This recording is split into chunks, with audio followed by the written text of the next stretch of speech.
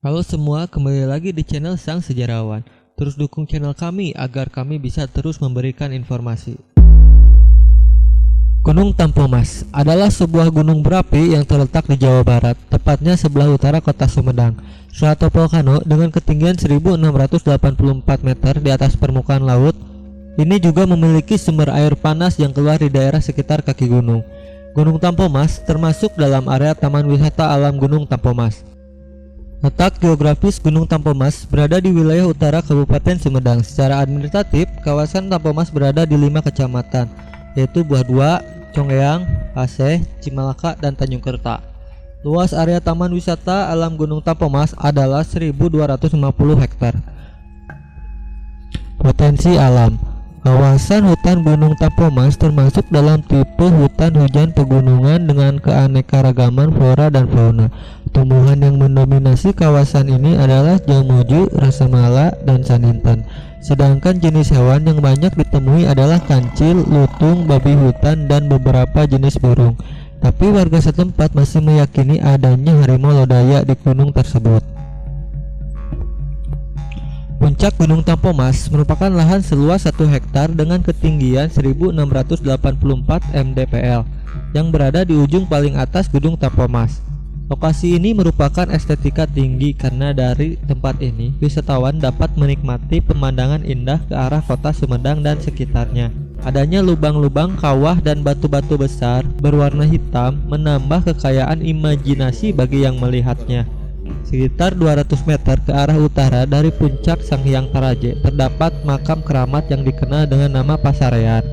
Menurut kisah, tempat tersebut adalah petilasan dari Prabu Siliwangi dan dalam Samaji pada masa kerajaan Pajajaran lama. Untuk mencapai kawasan puncak Tampomas, ada beberapa jalur pos pendakian, yaitu jalur pendakian Pia Ciberem, Pia Narimbang, dan Pia Citimun. Jalur pendakian Pia Ciberem dari pusat kota menempuh jarak kurang lebih 8 km dengan waktu tempuh sekitar 20-30 menit. Sampai pos Ciberem, pendaki diwajibkan mengisi simaksi. Estimasi waktu pendakian 4-7 jam, tergantung fisik pendaki. Di jalur ini, pendaki melewati hutan pinus, pos 1 sampai pos 4, yaitu Awi Keretek, berpapasan dengan jalur Narimbang di pos tersebut. Selanjutnya melewati Batu Lawang, Sang Hyang Taraje, Sang Hyang Tikoro, kemudian puncak. Pia Narimbang. Jalur pendakian Narimbang dari pusat kota menempuh jarak kurang lebih 17 km dengan waktu tempuh sekitar 30-50 menit. Sampai Narimbang, tepatnya di Ciputrawangi, pendaki diwajibkan membayar tiket memasuki kawasan Curug. Estimasi waktu pendakian 5-7 jam tergantung fisik pendaki, di mana dari jalur ini melewati 7 pos pendakian, yaitu Base Camp Ciputrawangi, Pasir Seleh, Batu Kukus, Awi Keretek, berpapasan dengan jalur dari Ciberem. Selanjutnya melewati Batu Lawang, Sang Hyang Taraje, Sang Hyang Tikoro, kemudian puncak. Pia Citimun. Untuk pendakian Citimun dari pusat kota menempuh jarak kurang lebih 7,8 km dengan waktu tempuh sekitar 15-30 menit menuju Citimun, tepatnya kawasan wisata Curug Padayungan. Untuk jalur ini hanya pendaki lokal yang tahu dan bukan jalur resmi pendaki. Etimologi Gunung Tampomas disebut-sebut dalam naskah Bujangga Manik sebagai Gunung Tompo Omas, Gunung Tampa Emas, Tompo tanpa tetampah, di wilayah Medang Kahyangan Sumedang. Naskah Bujangga Manik ini kemungkinan ditulis pada akhir abad 15. Legenda Gunung Tampomas. Gunung ini memiliki kisah legenda yang diceritakan secara turun-temurun hingga sekarang. Dulunya Gunung Tampomas bernama Gunung Gede. Menurut cerita rakyat Jawa Barat, pada masa kerajaan Sumedang, Gunung Gede pernah mengeluarkan erupsi. Untuk menghentikan erupsi tersebut, Raja Sumedang saat itu harus melemparkan keris emas ke dalam kawah Gunung Gede, sehingga namanya diubah menjadi Gunung Tampomas. Dahulu kala di kerajaan Sumedang terdapat sebuah gunung yang dikenal dengan nama Gunung Gede. Pada suatu hari, tiba-tiba saja puncak Gunung Gede mengeluarkan asap putih. Hewan-hewan kemudian berlarian meninggalkan lereng Gunung Gede. Bukan hanya itu, tidak lama kemudian sebuah gempa mengguncang di daerah sekitar Gunung Gede. Gunung Gede meletus sedemikian hebatnya.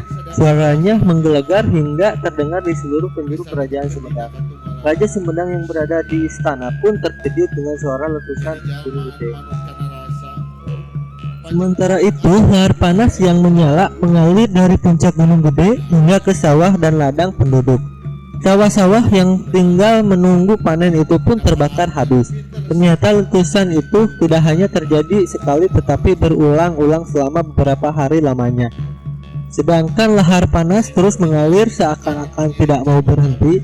Semakin lama lahar panas itu pun mencapai perkampungan penduduk. Kali ini bukan hanya sawah dan ladang, tetapi rumah penduduk pun terbakar habis.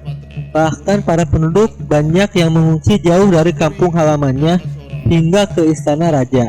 Melihat situasi yang gawat itu, maka Patih segera menghadap raja dan berkata, "Yang mulia, lahar panas Gunung Gede seakan tidak ada habisnya. Bahkan para penduduk sudah mengungsi terlalu jauh hingga ke istana." Patih, tidak biasanya lahar itu mengalir dalam berhenti hingga berhari-hari. Bencana itu di luar kemampuan kita. Karena itu, untuk sementara kerajaan aku serahkan sementara kepadamu. Sedangkan aku akan memohon untuk mencari petunjuk pada Yang Maha Kuasa agar menemukan jalan keluar terkait bencana ini. ucap Raja Sumedang. Raja Sumedang yang cemas dengan keadaan rakyatnya itu pun memasuki bilik khusus untuk bersemedi. Tengah malam dalam semedinya yang sangat khusyuk, Raja Sumedang mendapat petunjuk.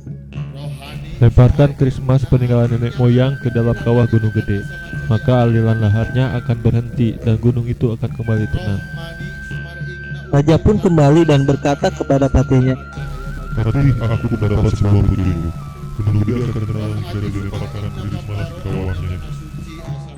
Patih pun langsung menjawab, Yang mulia, biar hamba yang akan melakukannya. Sekarang juga hamba akan ke puncak Gunung Gede dan melemparkan keris emas itu. Tidak, Patih. Keselamatan rakyat adalah tanggung jawabku sebagai raja. Aku sendiri yang akan berangkat ke Gunung Gede. Jika aku tidak selamat, maka kamulah yang bertanggung jawab memegang kendali kerajaan. kata Raja Sumedang. Malam itu juga tanpa membawa pengawal, Raja Sumedang menaiki kudanya menuju Gunung Gede. Hati sang raja sangat sedih melihat rumah-rumah penduduk yang habis terbakar akibat lahar panas Gunung Gede. Ketika perjalanan semakin menanjak, Raja Sumedang turun dari kudanya. Jika sampai matahari terbit aku tidak kembali, kau kembalilah ke istana. Tapi akan tahu bahwa aku tidak selamat dari gunung ini. Ucap Raja Sumedang kepada kudanya. Raja Sumedang yang dituntut untuk keselamatan rakyatnya pun segera berlari di antara aliran lahar panas yang membakar. Rasa takutnya telah hilang karena cemas memikirkan nasib rakyat. Perjalanan dengan mempertaruhkan nyawa itu berhasil dilalui oleh Raja Sumedang. Sejenak dia berdiri di tepi kawah gunung yang merah menyala. Kau Gunung Gede, terimalah keris emas peninggalan nenek moyangku ini. Petunjuk yang didapat oleh Raja Sumedang dari hasil semedinya ternyata benar. Tidak membutuhkan waktu lama, kawah yang seolah-olah marah itu perlahan-lahan menjadi tenang. Aliran panas itu pun berhenti. Sementara itu, semburan berwarna merah telah muncul di langit sebelah timur. Raja Sumedang segera kembali ke kudanya menuruni lereng Gunung Gede. Kali ini tidak ada aliran lahar panas yang menyala-nyala. Gunung Gede sepertinya sudah tenang kembali. Sementara itu, sang patih yang cemas di istana bisa bernapas lega melihat puncak Gunung Gede tidak lagi mengeluarkan lahar panas. Gunung Gede itu kembali menjadi tenang dan memberikan kesuburan tanah di sekitarnya.